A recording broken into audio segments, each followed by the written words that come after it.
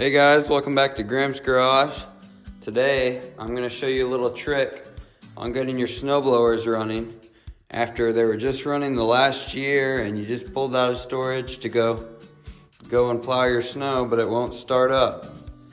For this snowblower, I'm pretty positive that we have spark on it because we just fixed that the other year and it was setting for a while with the fuel turned on. So what we're gonna do is we're gonna take this bowl off here, unscrew the jet up in there, and clean it out real good. Now it's up to you whether you wanna check your spark, whether that be take off your coil here and use something like a spark tester like this one, or you can unscrew the spark plug and set it out and you can look for that spark. And you may have bad spark and your fuel may be good. Two quick things you wanna do first is check that you have good gas in your machine and that your fuel is switched on. It turns out this snowblower does not actually have a fuel switch. So I'm gonna drain out all the fuel because there's just a little bit in there. Otherwise, you can maybe clamp a fuel line to get it to shut off. A good way to drain this is just to grab this little bolt here, the one to the side of it, not holding the bolt on, this one here. And you can loosen that up and it'll drain right out.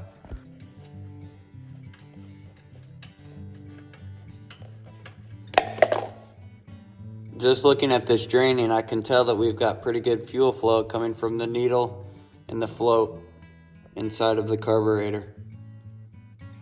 Now that we've got all of our fuel drained out, we're gonna take off the bowl, which is just this little nut right here, or bolt.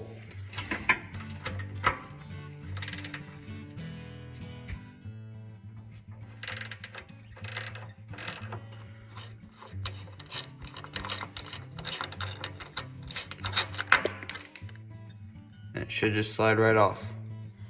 Now my carburetor bowl is pretty clean because I just cleaned this a little bit ago, maybe the other year. So what you're gonna do is you're gonna wanna look for underneath your main, you're gonna find your main jet right in this chamber here.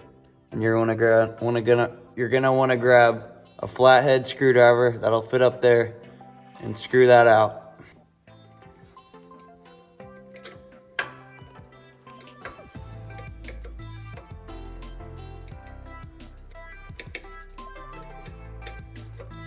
Alright, I got mine unscrewed, and both your main jet and your emulsion tube will fall out. So you want to make sure you remember which direction that this emulsion tube comes out of, so you can put it back in. A lot of carburetors will have these emulsion tubes stuck up in there, so I don't think it's that big of a deal if they're up there, as long as maybe you get a little wire or something and you stick it up there to clean it out. Maybe some carb cleaner too. Alright, now that you've got them out, you can see that this one is very clogged, very much clogged. There's a little hole, but that ain't enough to get it started. The emulsion tube's usually pretty good because it's a bigger hole. Yeah, you can see that. That one's clean. And so we're gonna grab a little wire and some carb cleaner. We're gonna clean that out really quick.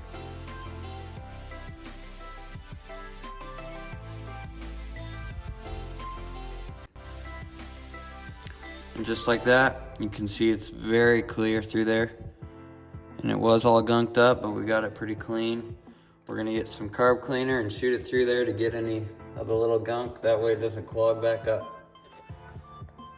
Okay, just washed them off real quick. Carb cleaner. I use gum out, carbon choke, parts cleaner. And we're gonna throw these back on the carburetor. Your emulsion tube goes up first, in the right direction, followed by your jet with the little end pointing down so you can screw it back in. Grab your screwdriver, righty tighty.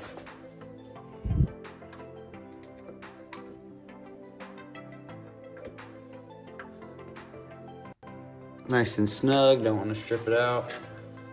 Now when you put the bowl back on, you're gonna want to make sure your little drain bolt is sticking out so you could drain it in the future if you want to. And we're just gonna stick it right up. like that. You can look under there, make sure it's aligned. Grab your bolt and screw it right up there.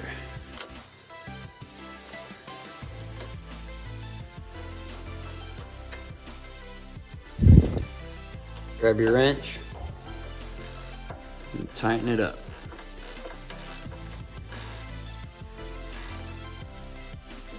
And just like that, I'm gonna throw a little fuel in there and it should start right up.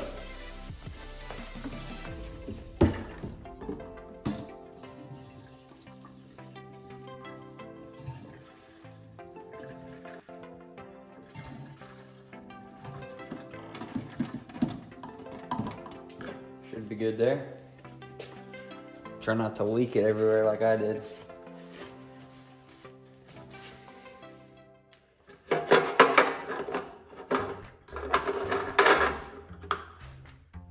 Make sure you open up a garage door or something whenever you go to start these things up.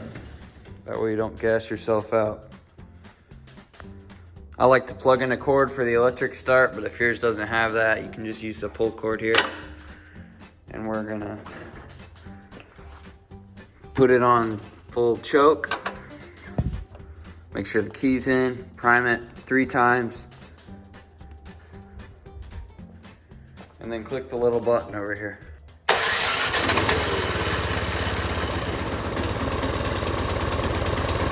You can now turn off your choke after it's sat for a little bit and ran. And this one has a throttle, so I'm gonna rev it up for when I go to blow the snow.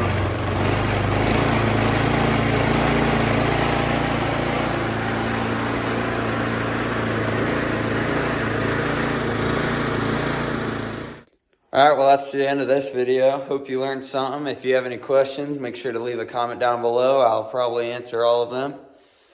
And yeah, good luck with your blower.